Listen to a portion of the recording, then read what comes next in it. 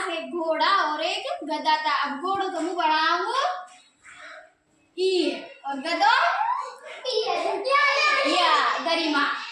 दोनों जानवरों को माल से लाद के गांव में माल बेचता था। मतलब घोड़ों और गधों दो एक ऊपर माल लाद है, वहां ऊपर वहां से माल भिजवाओ का मतलब। व्यापारी घोड़े के मुकाबले गधे पर अधिक माल डालता था। मतलब जो व्यापारी जो ना घोड़ा वो अधिक गधा पर लाभ मतलब भार डलवाओ। वो घोड़े की अच्छे से देखभाल करता था, इस कारण घोड़ा घमंडी हो गया। कौन घमंडी हुआ? घोड़ा। एक दिन गधा बीमार पड़ गया। व्यापारी गधे को बाहर नहीं निकालना चाहता था क्योंकि वह बीमार पड़ गया था। परंतु हर साल की तरह इस साल भी दूसरे गांव में मेला शुरू हो गया। क्योंकि दूसरे गांव में मेला शुरू हो गया था, इस वजह से उसे बाहर निकालना पड़ा।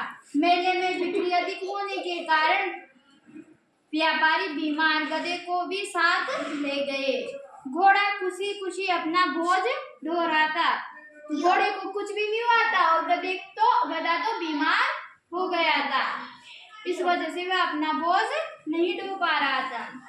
दूसरी ओर गधा बीमारी के कारण थक चुका था और धीरे धीरे चलने लगा।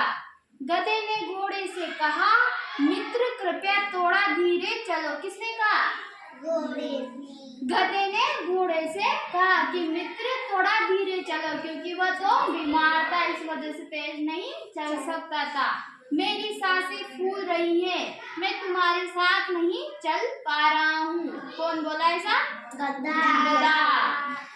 घोड़े ने अहंकार से उत्तर दिया, यह मेरी सामान्य गति है दोस्त, मेरी दौड़ तो काफी अधिक है। घोड़े ने गधे से कहा, ये तो मेरी सामान्य दौड़ है, मैं तो इससे बहुत अधिक दौड़ सकता हूँ।